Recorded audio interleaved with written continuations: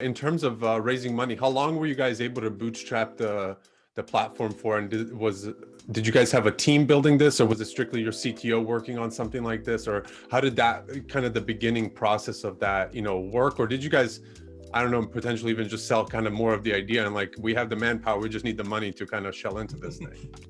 Yeah, so we raised money right in the beginning.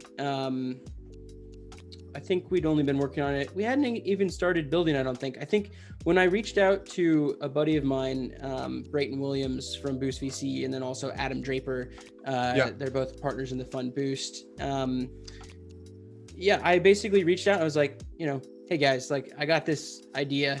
I think it's going to be really big. Here's the reasons why it's going to be really big. Very similar to what I was telling Ben and Leaf. And Brayton's like, oh yeah, sounds good. Can I check out the product? And I was like, oh no, there's nothing right now. But I have what a great conversation. I was like, oh, I have this like drawing on like a napkin. I could like take a photo and text it to you. And so I did that. And like previously, Boost had been doing smaller investments of like, $15,000, $20,000. And so I was thinking maybe that's like what would happen. And he hit me back and he was like, okay, like Adam and I are really interested. Would you be interested in like taking 250K right now? And I was like, holy shit, I had no idea that like they were doing this. And it was just something that they just started doing. Now Boost invests, $500,000 in sci-fi companies at the early stage. I think they do 20 investments a year at $500,000. So they've grown quite a lot, but I was, at the time we were one of like the first companies to get that. And so they were our first investor in, and that allowed us to get off the ground with just Ben, Leaf and I.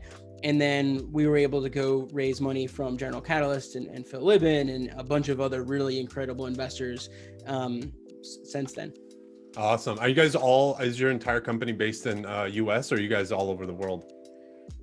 So we're completely remote, and we've been remote like since we started the company. It was started as a remote company, which in the beginning, Ben, I'm sure you remember this, is we'd talk to investors and they'd be like, I don't know, like you're remote, like it's pretty weird, like right. You're not in San Francisco. Whereas like with all the crazy stuff that has happened this year, being a company that was started in 2016 as remote first is turns out to be a really big advantage. And I don't think anybody can bat an eye at saying that you're a remote company anymore.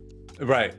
And that's the beautiful thing about it. That's the beautiful thing about it. We have people, we've been very international, I think, in our inception. And now we have people in over 12 countries.